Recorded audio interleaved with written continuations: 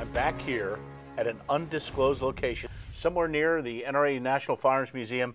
Phil Schreier has done it again, snuck us up here, in here, out here, wherever we are, for a behind-the-scenes look at some incredible treasures that have come from the estate of Teddy Roosevelt, Sagamore Hill, and it's going to be on display here at the National Firearms Museum. Tell us what's behind us, Phil. Well, John, we're very fortunate to have some items from Sagamore Hill National Historic Site, Oyster Bay, Long Island, New York, on loan to us from through the generosity of the National Park Service. John, one of the things, we discussed this before, you know, any visitor to the National Firearms Museum since we opened in '98, which I can't believe is 14 years Where's or so. the time going? I'd like to find it, or just some of it at any rate. Knows that we copied Theodore Roosevelt's library from Sagamore Hill when we designed the museum back in '93. It's one of the most popular rooms here. Oh, it's certainly my favorite. And who knew some 14 years later we would be receiving items from that very room. And to let our folks at home know, listening to us as well, the Sagamore Hill was a home that Roosevelt built on the North Shore of Long Island in a place called Oyster Bay in 1885. From 1885 until I think he built the North Hall after the turn of the century, a 40 by 40 foot room that kind of became his trophy room. The library served as his office. The library was still a favorite place of his right up until when he died in 1919. A number of events took place in the library. He met with foreign dignitaries from his presidency when it began in September of 1901 until it ended in March of 1909. This library, this desk, these items on the desk became the Oval Office of the summer White House. Wow. He would bring his family up there at it, leaving Washington, as we both know so well, the horrible humidity and heat of D.C., and take them up to Sagamore Hill, a place he truly loved. The original chair that is right here has a silver oval plaque on the back that has Theodore Roosevelt written on it. A tankard from his Harvard graduating class has flowers in it, as it did in some of the original photographs that we were able to see of him working at this desk. There is a beautiful inkwell and pen holder given to him by friends in Chicago with a beautiful bronze head of Abraham Lincoln on it, and you actually see that in some of the original photographs. A hurricane oil lamp that was converted to electricity is on the desk, along with a nickel-plated candlestick phone, yes, which we know that he had. My favorite items, although they came from other rooms in the house, but we put them all together in this, is Theodore Roosevelt's foot collection. I call it a minor foot fetish, but we have an elephant foot trash can, obviously from one of the elephants that was taken on the African safari in 1909, 1910. A hippopotamus foot inkwell, as well as a rhinoceros foot inkwell.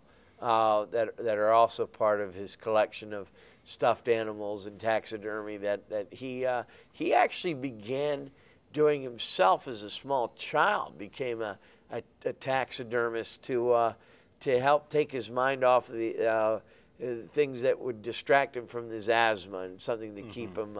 He created the Theodore Roosevelt Museum of Natural History in his home in New York City. By doing taxidermy. Wow, a truly incredible man. One of my favorite stories about this room, John, is he was meeting with an ambassador one day in the summer, and as the desk that from his position faced the door, about a half a dozen little tow-headed kids showed up and just belted out, interrupting the conversation. Cousin Theodore, it's 4 o'clock. And he pulled out his pocket watch, and he looked at it and looked at the ambassador and then the boys in the doorway, and he says, "By Jove, it is. Mr. Ambassador, will carry on this conversation upon the morrow. As I promised the lads, I would take them shooting precisely at 4. And you know what a hard trial it is to keep a lad waiting." So he got up and left the ambassador. The kids handed him guns as he was walking out the door. And I read one account where he was undoing a paper collar while dropping .22 caliber rounds down the tubular magazine of a Winchester pump action. And off they went to go shooting. He not only was, one of the things that so attracts me to his personality is he was a great storyteller. In fact, he'd be the only one telling the stories. As his eldest daughter said, "Well, there's Father for you. He wants to be the bride at every wedding and the corpse at every funeral."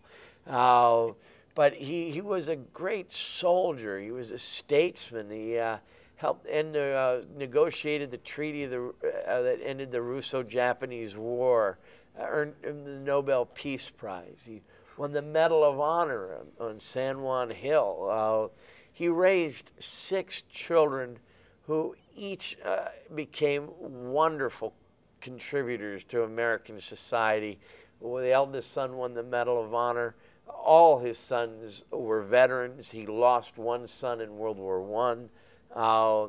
His 2 daughters, one became the wife of the Speaker of the House and was known as Princess Alice, a Sycan of Washington social network for half a century. A lady I have the privilege of saying I spent one evening talking to myself. Wow. But what a wonderful father, diplomat, chief executive, governor, police chief, just a pure Renaissance man. Truly was. One of our heroes, and we're proud to say a life member of the National Rifle Association. Incredible. And how can folks come out and see these incredible treasures while they're here at the National Firearms Museum here at NRA headquarters? Well, for the short 3-year loan that we have, trappings of an icon, the Oval Office of the Summer White House is on display from 9:30 to 5, 7 days a week at the National Firearms Museum in Fairfax, Virginia. There's free admission, plenty of free parking. You can visit us off the Interstate 66 at the intersection of Route 50. If you can't make that, come visit us on the internet at nramuseum.com. So it'll be on display about late May, early June 2012? John, we're looking at opening this no later than early June of 2012. But this isn't the only reason, certainly a reason to come here. Reason. One feather in the cap of the National Firearms Museum. Museum. We've got the Peterson collection, the world's largest collection of Gatling guns on display. The Hollywood Guns is still up and running, so we encourage you to make your way out here as fast as you can. Wonderful. Thank you, Phil. We'll be back with more from this wonderful collection, the Roosevelt series, Trappings of an Icon. We appreciate it, and I can't wait to get the next one on the next Curator's Corner. Thank you, John.